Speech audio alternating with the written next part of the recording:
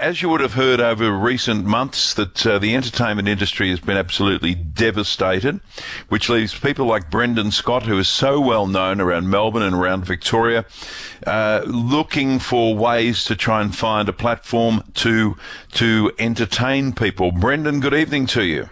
Good evening to you, Dennis, and thank you for this opportunity to chat. It's lovely to have you on the program. You emailed me a bit over a week ago, I think it was. You're trying to find a way to still be able to entertain people, perhaps in retirement villages or in aged care facilities. How are you going about it?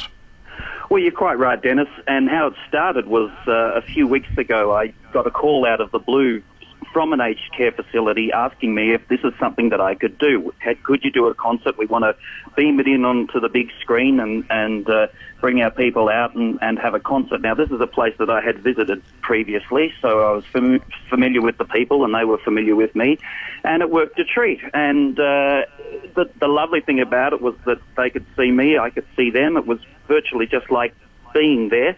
If somebody had a birthday, we could eyeball them and say happy birthday and sing to them and all of those sorts of things. And so it started me thinking, along with a couple of other performing friends of mine, people like Cole Perkins and Jennifer Lee, we started talking about maybe this is a way forward for us. Maybe we could start putting on these shows as if we were there. Not only could we entertain the people and give people a great time, but it also opens us up to entertain people in places all over Australia. If we don't physically have to be there, we can do a concert, for a facility in Perth or in Darwin or wherever there is need for one. So hopefully this is something that we can get lifestyle people on board from these various facilities and start to do.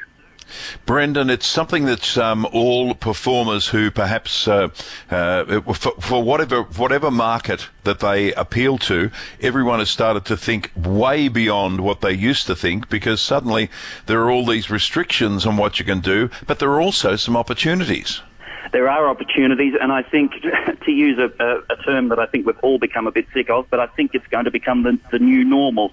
Doesn't that make you cringe every time you hear it now, Denis? Yes, and how about we're all in this together, Brendan? If I hear that again, I'll scream.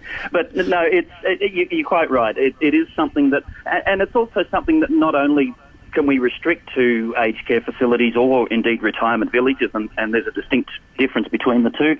But I've also done a couple of Zoom concerts for organisations that would have previously gathered in a hall or a reception centre or whatever, who are now gathering from their various homes and enjoying a speech or an entertainment experience that way. So yes, it's something that really we're looking at exploring, and we can only, like anything else, like any other career, we can only give it a go. I mean, I've had my entire working life in the entertainment industry through morning melodies and pubs and clubs and RSLs and all of those sorts of things. I don't see a scenario anytime soon where those things can start up again. So it's really something to look into, and something I hope we can pursue into the future. And someone in the background just dropped one of your props. I think a dog just came out from somewhere and knocked something over. I have no idea what that was. It's very funny. But it actually can widen the audience that you already appeal to.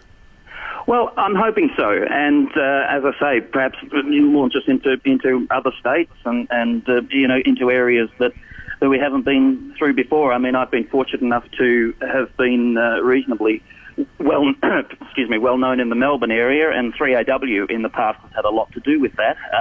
But it is an opportunity that I'm really looking forward to pursuing. It's really, out of the worst of times comes will usually some form of new direction or new thoughts on how you can do things. How have you adapted to the concept of performing without actually being there in front of the people? It's a very empty feeling. Have you done it yet, Denis? No, I'm about to do it. Okay. Just for one particular event, or two between now and Christmas. Yeah, it's a very empty feeling because, and not that we, crave applause to survive, although some people possibly do, but there's nothing emptier than finishing a performance, particularly if it's on a big note or whatever, and then just having a silent room around you. It's a very strange thing. But on the other hand, I did a show recently for a facility where a lot of the nursing staff and the people who were enjoying the concert were up dancing. And so you could see all of that happening. You could see the response and the reaction.